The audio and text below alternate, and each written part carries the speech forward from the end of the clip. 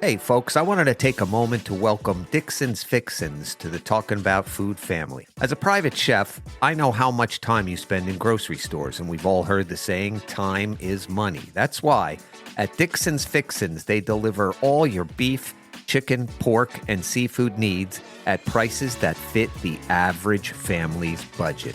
This family-owned business is committed to providing the best USDA choice and prime steak, open-range farms chicken, butcher-certified pork, and wild-caught seafood. All their products are all natural, hormone-free, with no byproducts or steroids. They treat every family they serve as if it were their own. So sit back, relax, and let Dixon's Fixins bring the best quality food right to your door, garage, or place of business, all while cutting your grocery bills in half. Check them out today at DixonsFixins.com. That's Dixon's Fixins, bringing quality food into your home and bringing your family back to the table.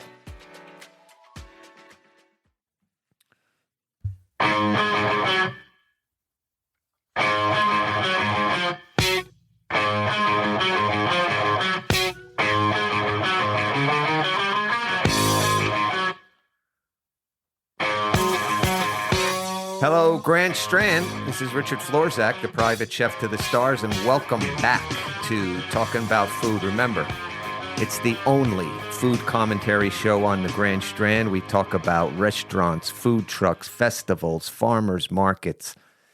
We interview local chefs and local restaurant owners, and from time to time, I interview some of my celebrity friends, but whether celebrity or not, the topic is always food. There's no politics on the show, and we forget about life during the past week or what's going on now, so put your phone aside and let's do what I like doing best, and that is talking about food. And speaking of restaurant owners and food people, I've got a couple in here today. They are Lisa and Benny Blackwell, and they own the new restaurant in Murrells Inlet called Palm 33. Lisa and Benny, welcome to Talking About Food. Thank you. Thank you. Yeah, I'm glad to have you here. So, are you folks from the area? We're from North Carolina, small town. Yeah. And born and raised there in a town, very small town called Warrenton. Where is that in the state? It's about 5 miles from the Virginia-North Carolina state line. Oh, wow. That's quite a ways, yeah. Mid part of the Yeah. state. And Benny, are you from there too? Yeah, we grew up there. That's where we came from. Oh, okay. So why did you move here? Well, a couple of reasons. When we always brought our kids here when they were growing up to Garden City, Yeah. we would rent a house and have that Yeah. for a vacation, and Yeah. I just love it so much. Always wanted to be here. Oh, it's like heaven on earth. It's like a isn't dream, it? yeah. Yeah. It was always a dream of ours, and we got married to be at the beach anyway. Yeah. Yeah, Very always cool. wanted to. Yeah. Yeah. I hear that similar story a lot about people vacationing here. Although I have to be honest, my wife said the other day, she said, I wish they closed the gates behind us. Oh You know, yeah. everywhere you look, there's some storage units going up. So you, Lisa, have a food background. Well, that's right. Tell the listeners a little bit about that. I'm going to have to start back when I was just a child. That's fine. My Got all day. mom did not like to cook, so it was not ever really good. So my dad, he took us out to eat a lot. Oh, is that right? Yeah. Wow, you don't hear that often. I mean, my mother was a fabulous cook. Yeah. Wow. No, my mom, no. She didn't like it. No, I dreaded Yeah. going there to eat. I love it. Yeah, and so I always liked really good food. My grandmother was the same way. She didn't like to cook, so Wow, two generations yeah. of people who can't cook. So yeah, I wanted to break that big time. My dad always took us out. We were always in restaurant and lived in a small town. So I grew up in someone else's restaurant, basically. I love the dishes. I love looking at the dishes, wanted to be a waitress. At about what age did you notice that, the dishes? Because I think back to when I was 8 or 9 years old. I just loved going out to eat, and I'd eat whatever they put in front of me. But I think it was around 6 or 7, first, second grade. Okay. My dad and mom had pictures of me, trying to cook in the kitchen, and when I was standing in a chair. And I always wanted to learn how to cook. Couldn't. When Benny and I got married, he had to show me how to cook a grilled cheese. Oh, wow. And that's real funny. We always joke about that. But, I stayed home with the children because Benny was a salesman, lots of hours, and cooked, read cookbooks, studied cookbooks, watched on TV. Good for you. All for years. Cooked, messed up a lot of food. But one day he started saying, hey, you're a really good cook. Oh, that's great. Yeah. What a great story that is. It's just kind of self-taught. Yeah. And dreamed of having my own place, my own restaurant. Yeah. And the amazing thing was I insisted on cooking and being outside cook or catering. And I catered for some of his business meetings. And we did our son and daughter-in-law's wedding. Wow. And decorated and cooked for that. And just loved it. From that wedding, I booked about 13 weddings. No kidding. Good for you. From that one wedding of theirs. Yeah. And I needed a commercial kitchen. And the amazing thing is we were able to buy that very same mom and pops that I grew up in. No kidding. In that small town, yeah. What a beautiful story that is. That lady. So were you still catering when you moved here? Our plans were our son is now a chef. Okay. His name is Benzie, and him and his wife, they agreed and moved down here with us, brought their family. Yeah. And they've been very beneficial in getting the place ready to open, and he is a great chef. And he's our grill master, but now he's our managers, and him and his wife, Dana. They should be here with us today. Yeah. But anyway. We'll get them on. Yeah. Yeah, that'd be great. And one of the other big reasons that we moved down down here to Murrells Inlet is our daughter, Carla, and her husband live in Conway. Okay. And we wanted to be near them, near her and her children. She has 2. And our son also has 2. So we have 4 grandkids. We hope that they will be a part of Palm 33 when they're old enough. Yeah, so there's a number of reasons why you moved down here. It is. Your son, and you just mentioned your daughter. That was one of the main reasons. That's right. In addition to loving the area and wanting to eventually open up a restaurant here. Wow, that's charming. That's best great. of both worlds to be near her and be here and have the restaurant. Yeah, we got them all here now. Yeah. So, we told each other we're not going to do any more outside catering. It's really hard. Yeah. Why a restaurant here? Was it just a dream? It was a dream. Yeah. But I guess buying that first restaurant and from there wanting a larger place to have more parties. Yeah. And went into a 3-story historical log cabin which drew wedding parties. It was already a steakhouse since the 70s, and we just kept it going as a steakhouse. I see. And coming here to do a restaurant, I just felt like I wanted that center of catering, restaurant, people coming. Yeah. You wanted to be involved in it. Yeah. Every day. It's like, it's in your blood.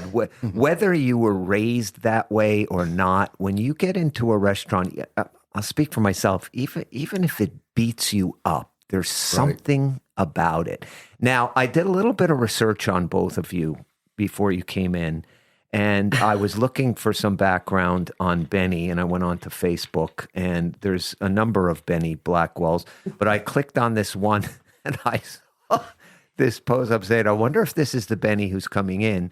And he asked this question, does anybody know anyone that can hook up the refrigeration to a walk-in cooler? Thanks, Murrells. And I said, that's the guy. He's coming in. So what do you bring to the table, as no pun intended, as far as the new restaurant in Murrells Inlet, Palm 33?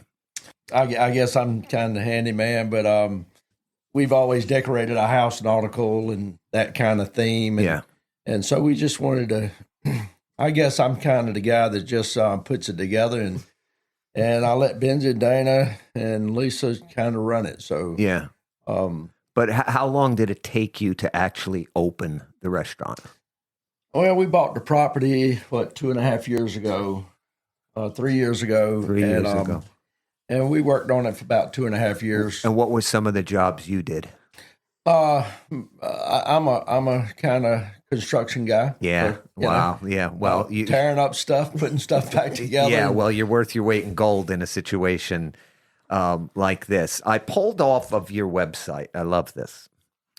We've seamlessly blended the sophistication of a premium steak and seafood chop house with the relaxed charm of a bar and grill, creating a unique atmosphere that's, I love this, that's elegant and inviting while also offering a casual look and feel.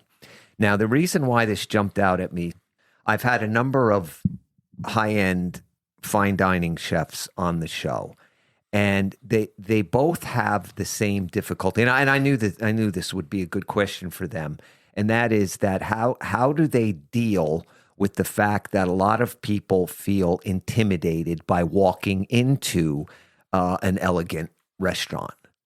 And they agree. They said, yeah, it's kind of tough. But what we all realized was that people don't have to feel intimidated when they walk into an elegant restaurant. And an example was you could go in and just sit at the bar and have a cocktail and maybe some appetizers, sort of like your entry into it. But you're doing the sort of whole shebang where you've got the elegant feel to it. And I was in your restaurant last night. My wife and I had dinner. It's very good. And I'm going to be commenting about that after this interview. But I have to be honest, I didn't know how you were going to pull that off. And you did. Yeah. And you did. As a matter of fact, my wife said to me, how do we have to dress? And I said, well, let's call my good friend Jack Gregory, who turned me on to your restaurant. And he said, Richard, I was there last night and I had shorts on and a football shirt. And I said, there we go. Yeah. But when we walked in, there was that elegant feel, but yet people walking around casually. I think you did an awesome job on that. Thank you. Thank you. I don't know if this is a too difficult question to ask, but I would love to hear. How did you decide on the design of the restaurant? Because there's 3 bars in there. Yeah. There's one outside. There's 2 inside. Yeah. You walk through the main dining room, and I'm looking around at some of the design aspects of it, the booths, how gorgeous they are. Yet the service comes up, and they just you feel like family right away. How did you come up with that? And I wanted to say eclectic, but eclectic it's not the right word for this. Who was involved? I mean, it doesn't matter for you. I mean, you could have hired a interior designer, and there's nothing wrong with that. But how did you make the decisions to have the design come out the way it did? We designed it together. Both Benny of you. and I did. Yeah.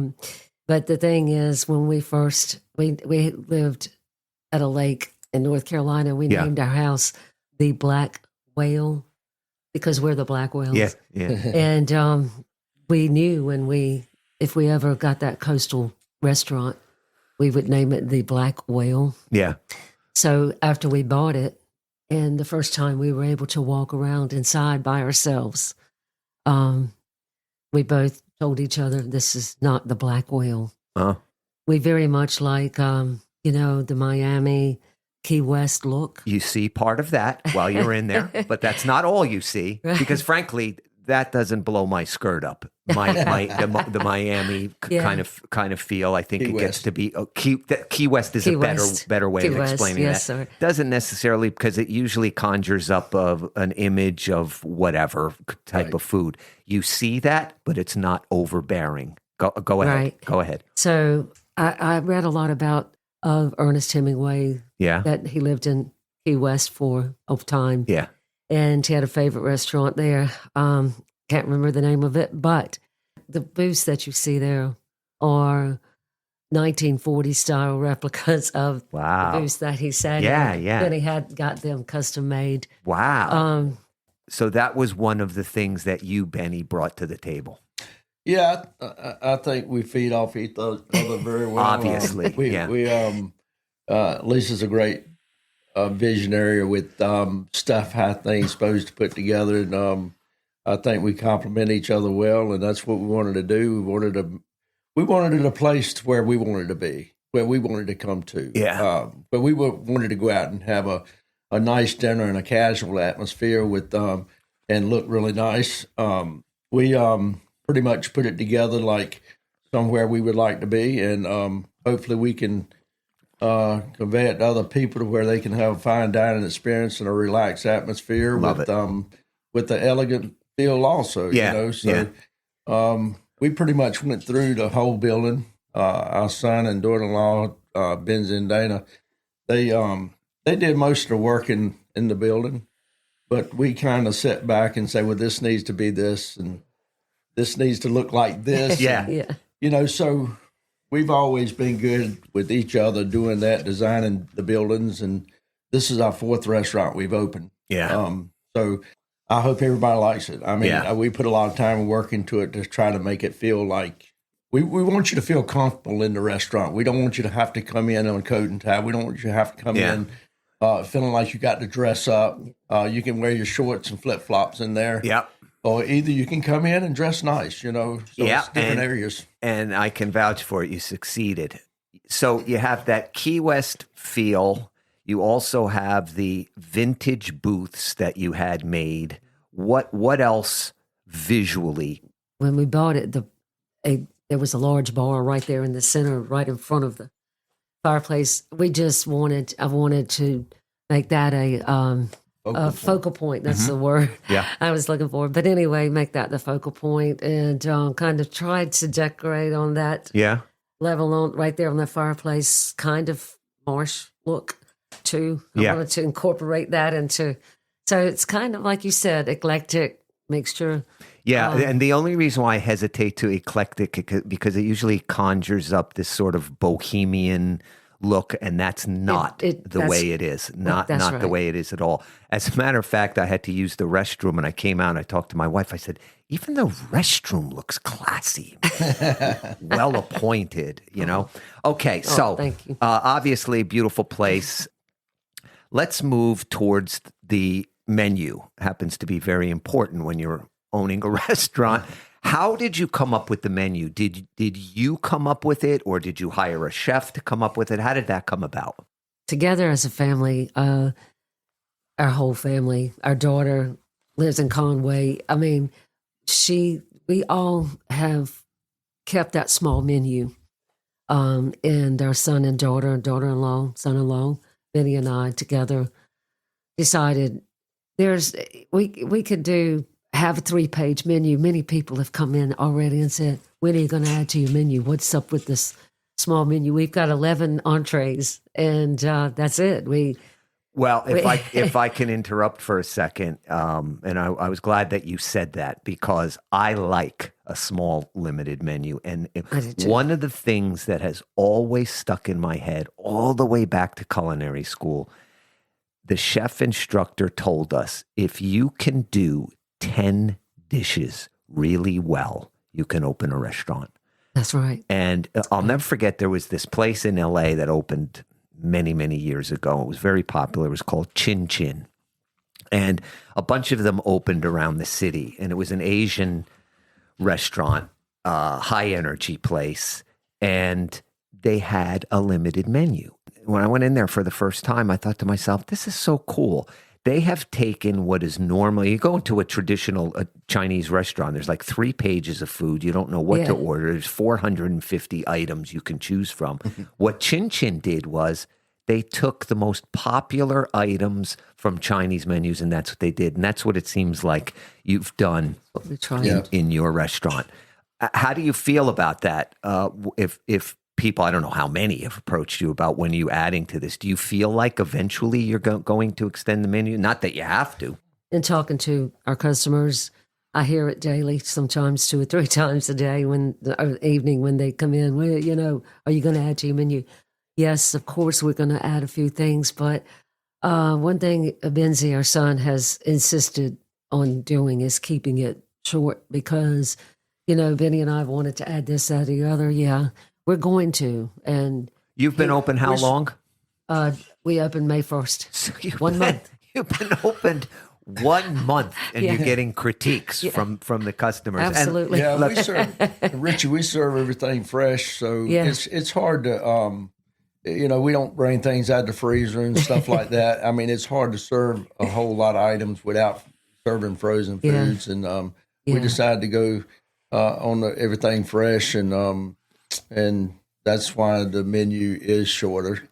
I did a whole segment a couple of weeks ago on how people that fancy themselves food critics, foodies, food snobs, or whatever, will go on and post a review about something without bringing it to the management first. And they have no concept of how much money and time somebody put into a business like a restaurant. They could ruin them. Thank you so much. Yeah. Thank you. I wish people... I just have nothing to say, but thank you. Yeah, because... I wish people would stop, take a breath. If you have a complaint, bring it to the management first. The other thing, too, is how many seats in your restaurant? We have 220. 220 seats in a restaurant, right? That's not including the courtyard. Not including the outside courtyard, right? So probably 250 people that can dine in this restaurant. What are the chances you're going to get 250 dishes just right? Exactly. You're going to have an off night. You know what? So you will eventually you've only been open for a month. We've only been open a month. And just yesterday, this is kind of funny that we're talking about this because just yesterday, someone asked our son, Benzie, when are you going to add this or add that? Are you going to add more? And he said, look, when we get this right, we'll add a couple of more things. Great answer. When we get everybody in this kitchen understands everything. We got all new staff. Yeah. I mean, there ain't but 3 of us there that has not but 3 people we knew when we opened. Yeah. Yeah. I don't have it on my notes. It's interesting to me. I hope it'll be interesting to the listeners. How do you go about hiring? Because obviously, you, Benny, have owned a business for a long time, worked for a business. Hiring is very, very difficult, especially in a customer service industry. So what are some of your hiring practices? As a matter of fact, the waiter that waited on our table yesterday had a trainee with him. Yes. Yeah. So what are the hiring practices? Well, I believe, we just put a sign out now hiring and we put it on Facebook. Yeah. And we thought it was like everybody else. Then we find out about something called Indeed. Yeah. That helped us. Yeah. Yeah. And you can kind of figure out, we've been hiring for a long time. It don't take long to figure out whether this person's going to work out. Yeah. I mean, just by the way they present themselves and how they move and what they say. But I think we got a pretty good staff that will be there for 30 days, and it's going to get better as we go because that's just the way it is. But we're real fortunate about the hirings that we've had so far. Well, that's good. Have. We've already lost some, and that we'd hired, and what would you attribute that to? Why did you lose them? They thought that they fit there, and obviously they didn't. Yeah, a little attitude, probably. Yeah. Sometimes they're too young. Sometimes they're not even familiar with restaurant business at all, and they thought it was easier. I think every high school graduate should be forced to spend 1 year working in a restaurant in a customer service industry to see what it's really like. And the other thing too is we talked about this earlier, just like restaurant operation and being a chef and being around food is often in your blood. And I think the same holds true of customer service. Sometimes they either have it or they don't. I used to try to train the wait staff at my restaurant, and I would see them serve the food, and then 10 minutes later, they would walk by the table, and they would be walking past the table as they were asking everything okay. Yeah. And I would say, here's the new rule. You need to plant both feet, look them in the eyes, and ask them, is everything okay? Are you enjoying it? And then you can move on, because it shows your sincerity in it, and that it's not just a robotic movement of going by. And the other thing too, I used to think before I owned a restaurant, I used to think that the host/hostess station was just one of these easy gigs that, you just say hi and you hand them the menus or you bring them to a table. Yeah. That is the face of your restaurant. Yes. That is the first person that somebody sees. And both the ladies that you had there yesterday were very good. You have an in-house bakery, which I just love. And then we're going to start talking about desserts, and then I'm going to be hungry. And so how did that come about? Because you could have ordered desserts. Why homemade desserts? At every restaurant we've had, I always made the desserts. You made them? I was the sole dessert maker. What about here at your restaurant? I'm the sole baker, but I have hired someone to help me. So you and an assistant are making these desserts? That's it. No way. Yeah. And just yesterday I was telling him, we've been up in a month, and yesterday we sold whole cakes. Yeah. And 3 whole pies. So that was, to me, it's working. We sell a lot of desserts. Right. I think it's working. So you are we'll say you're the head baker in Palm 33 in Murrells Inlet, and you just opened this restaurant that you had the property for 2.5 years. So you got the property for 2.5 years. You put all this money and hard work and design into it, right? And most people know that owning and operating a restaurant can put you in an early grave. It does. But you're also the head baker there. That's very impressive. Lisa's, it's a lot of work. She's a very hands-on person. In fact, that's the hardest part. You ask what I do. I kind of try to tell them what they need to do.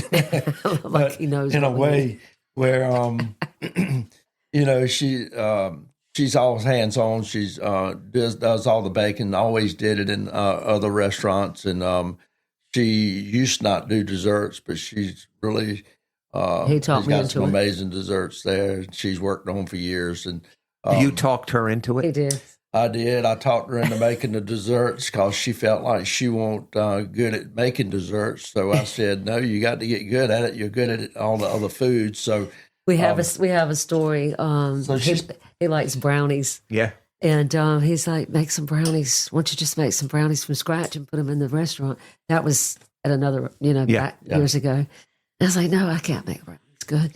He's like, okay, well, I ordered some brownies and tried to duplicate, make it look like put it off as they were homemade. Oh, really? And so he's over there in the restaurant. He's like, oh my God, we got brownies. So he said, you got brownies? I said, yeah. I got him a brownie, heated up. We put it with the ice cream and the chocolate sauce. And he's like, man, this tastes terrible. You did not make these brownies. Wow. He's like, you got to make your own brownie. That's what really started that. Yeah. And so you're also quality control. Yeah. Well, I'm the kind of taste guy, I try to make sure that it tastes right. But that's a good job. No, we work good together on that, and this is a big animal for us. This is a huge place. But then you need to learn how to teach somebody to do it. He wants me to teach teach somebody how to teach. It's hard to do. Why? Tell me why. I think I know. Because they're not going to do it like I do. You got that right. Tell the listeners, what are your desserts there? Okay. The top seller every single day I want to know that. So many years has been the coconut cake. We had that last night. Did you? Yeah, it's delicious. Did you like it? Delicious. Everything. Yeah, you bet. What else? The strawberry cake is next. That's my second. That's my second one that I'll be having the next time I'm in. Good. Yeah. That's a very next seller. After that is the Biscoff cheesecake. Mm-hmm. Have you tried that? No. For some reason that is really popular here. It was not where we were. I don't know why. No, just don't try to figure that stuff out. Just don't try to figure it out. Just go with the flow. Then I have a sweet potato cheesecake that's popular. A bourbon pecan pie. Yeah, I saw that. My favorite is chocolate chess pie. Then chocolate chess that he insisted on us having there. Yeah. And of course, always have the brownie. Yeah. It's called Shipwreck with the ice cream and all that stuff. Yeah, that's clever. Very clever. Serve that in a margarita glass. Yeah. And it's kind of fun. What else have we got? Then I've got the pineapple cake. Key lime pie. Key lime pie. Of course, you have to have key lime pie. Yeah. But everything is from scratch and takes a minute, a while, and I get the real key limes. And you ever sell out of desserts? And any dessert? We do. Folks, we try very hard not to. Folks, you got to listen to this. They've been open a month, and she already sells out of desserts on some nights, and it says very clearly on the menu, if you're ordering prime rib, it'll say while supplies last because it's very, very popular. And I hate to keep jumping around on this, but I just wanted to get back to the main menu for a second.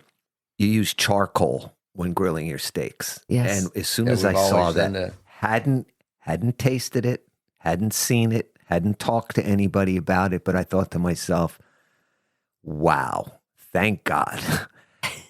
The old-fashioned backyard barbecue way. So many chefs, my personal opinion, have gone so overboard with the science of barbecue and what chips to use and what flavor and how long and, what cut of beef, how long it's been aged. And I see charcoal and I thought, wow, I'm home. Yeah. Whose decision was that?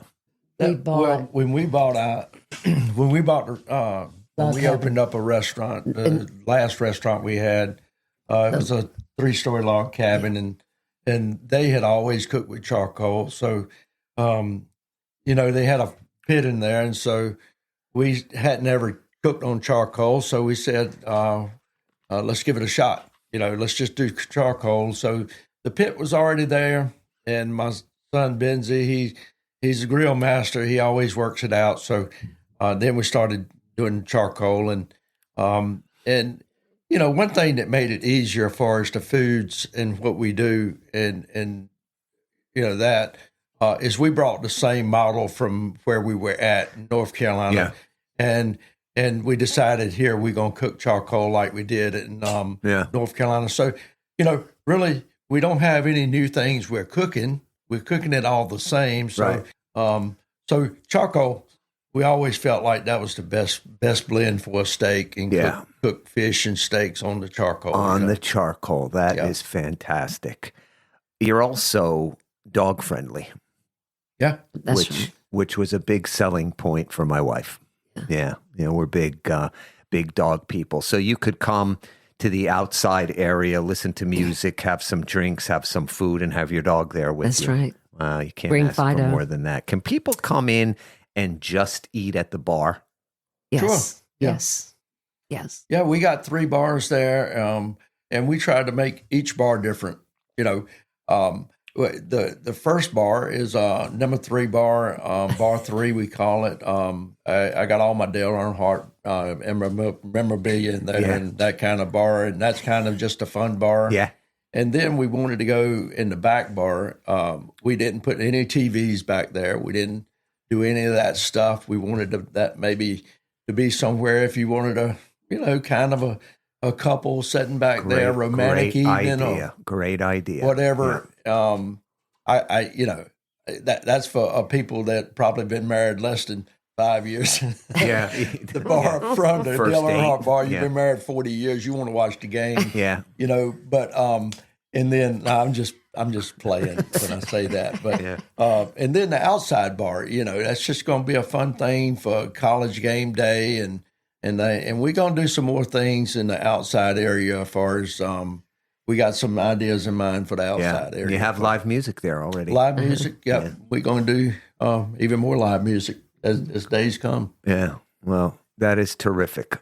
and you can smoke. We want to add outside. a cigar bar. We have plans we're to gonna add a build a cigar cigar bar. bar. Serious? I'm serious. Now Yeah. you struck another nerve with me. I'm a cigar fanatic. Smoking cigar. Well, yeah. Wow. Yeah. One of my best friends, he's a cigar smoker, and we always like to get out and do that sometimes. So we plan in the near future to come out from I don't know, about the middle of the dining room and come out to an area, have outdoor fire pits and and outdoor cigar bar. Yeah. Wow. So Wow. we plan to add on to that. I missed that when I was in Los Angeles. There were a number of places I used to go to, and I missed that. That would be a wonderful addition to that restaurant. Okay, so I'm sure you've been asked this question a million times. What is the story behind the name Palm 33? Yes, we have. So we were, going to be the Black Whale here, which we thought it was a catchy name. It'd be great. But then we decided it wasn't the Black Whale. It was more tropical, Key Westy. So I was back in the restaurant in North Carolina doing a wedding. And Benny was here in Conway working with our daughter.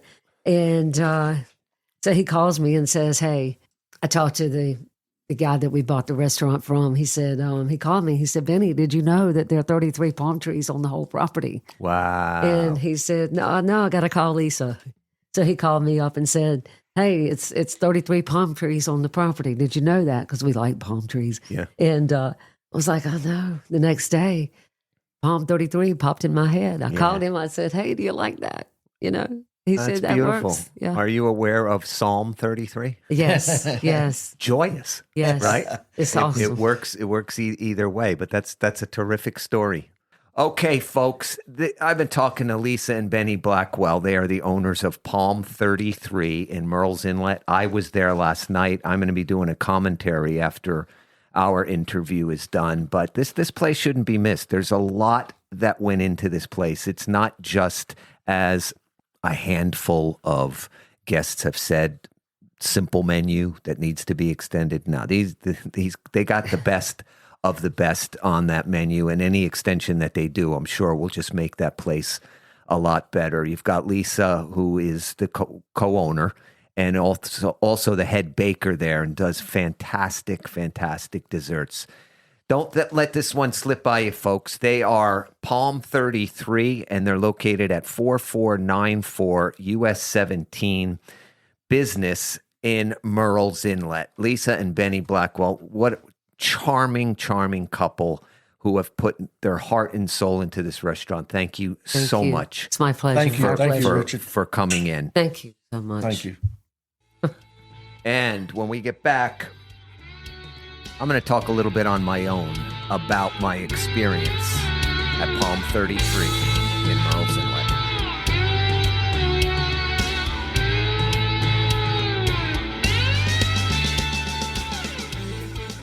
Boy, what nice people. Lisa and Benny Blackwell. I think I've met a nicer couple. Boy, I don't know if they have such a beautiful demeanor. They own a restaurant. They just opened a restaurant, 250-seat restaurant here in Murrells Inlet. Opened it a month ago. And they come walking in here like it's calm as can be. I owned a 50-seat restaurant. I was freaking out every day for 10 years. But anyway, it's a great place. You folks should check it out. Like I said, I want to do a little bit of commentary on it. They attempted a casually elegant restaurant, which is not an easy feat, and they succeeded. It's another one of those fine lines to walk. It could scare people away, but you walk into this establishment, it's drop dead gorgeous, and you look around. There's people with flip flops and t-shirts on. It's casual, but it's a beautiful place. It's just beautiful. And I wish that I had said to them before, we deserve that. We as diners deserve that. You deserve it. You deserve to have a nice place. You don't eat bougie, high end all the time, or maybe never. Doesn't mean that you have to have your food in a dump and they really succeeded in that. They have absolutely beautiful decor. It's I call it a Key West meets Murrells Inlet. It's not overbearing. It's not, pelicans and stuff all over the place. It's really done in a beautiful style. When you walk in, it feels subtle, but once you sit down, you start looking around, you start paying attention to all the detail. It's absolutely amazing. There must have been an enormous amount of money put into this restaurant. It's got a giant dining room with tables in the center that are like that rattan wicker style. And the whole center dining room is surrounded by booths with brass-studded back banquette in that Ernest Hemingway style that Benny talked about, that they had specially made for this restaurant. Has 3 bars. I only saw one of them. It was the outside bar. Looked like a lot of fun. Tables out there, a little stage. There's 2 more bars inside that you heard Benny talk about. Like I said, I didn't see them. The only thing that I wasn't crazy about, when you first come in, there's a hostess station on the left, bakeries on the left, and the dining room is straight ahead. But before you get to the dining room, there's an area that sort of almost blocks the path into the dining room where they sell souvenirs, trinkets, and things like that. I just don't think that it belonged in there. But I mean, a very minute critique of the restaurant, and it would never stop me from going back. But I just wanted to make sure all you folks know that just because they were in here doing an interview with me, that I wasn't going to be able to look at this objectively. And that bothered me. That's all. It bothered me a little bit. Next time I go in, wouldn't even pay attention to it. And then there's the food. It's a simple menu, like you heard us talk about. There's not a lot. It's a 1-sheet menu. But there doesn't have to be a lot of things on there. This is not a bougie, shishi kind of restaurant. You're not going to see things on this menu that you haven't seen in other places. But what they do well. When I first looked at the appetizer menu, I thought to myself, or the appetizer section of the menu, I thought to myself, there's nothing special on here. They have fried cheese wedges, bang bang shrimp. They've got onion petals, which are these sort of shoestring deep fried onions. They've got chicken wings, fried oysters. I said to my wife, why don't we try the sampler plate? And I was pleasantly surprised. Yeah, these are not new creative starters, but they were done well. On that sampler menu, they had cheese wedges, which is deep fried mozzarella, but they do them in these triangles, which are very nice. There were they called them onion petals. Those were the shoestring onions. They had bang bang shrimp on there, which were beautiful, large local shrimp, and a couple of fried chicken fingers. Thought it was excellent. Yeah, nothing brand new, but done well. High quality. It was obvious that the quality was very high. And we quite enjoyed it. And once again, we're sitting there having food that was not uncommon in an absolutely gorgeous restaurant. It started off beautifully. The service was top-notch. My wife settled on the ribeye steak, and I was so glad that she did. I wanted to try the prime rib. I was glad that she did because I wanted to taste that flavor of charcoal. And boy, it was there and it tasted fantastic. I had the 12-ounce prime rib. I swear it had to be more than 12 ounces. It was a hefty portion. You get 2 sides with it. I chose a salad and coleslaw, but you could also have asparagus, mac and cheese if you wanted. It was good. It was really, really good. Now, once again, I have to make this as perfectly clear as I possibly can. this is not bougie food, but it fits beautifully into their vision of casually elegant. Good stuff. And then came the dessert. We were so anxious knowing that they had an in-house bakery. Didn't know at the time that Lisa is the head pastry chef there. And we had the coconut cake. I think it's $6. It's a nice big portion of coconut cake. It was just terrific. We had a really, really good time. Even though I do this kind of show, believe it or not, my wife and I don't get out that much together. So it was a nice evening. I think we walked away with tip and everything $100. I think that's $50 a person for the kind of food, the quality of food, the amount of food in drop dead gorgeous surroundings. I like this place.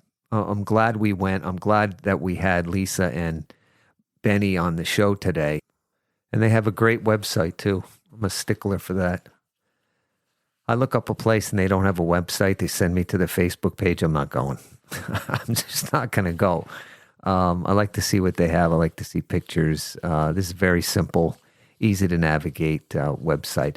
Check this place out, folks. You'll love it. And I'm telling you, if you only go just to have a drink or whatever, to check out the decor, it's certainly worth it. So that is going to wrap up episode 29, I think we're at. And hey, check them out. Check out Palm 33 Restaurant. They're located at 4494 US 17 Business in Murrells Inlet. And if you don't go, well, then stay home, because I know you can handle it at home too, because you are your family's private chef. Thanks for listening.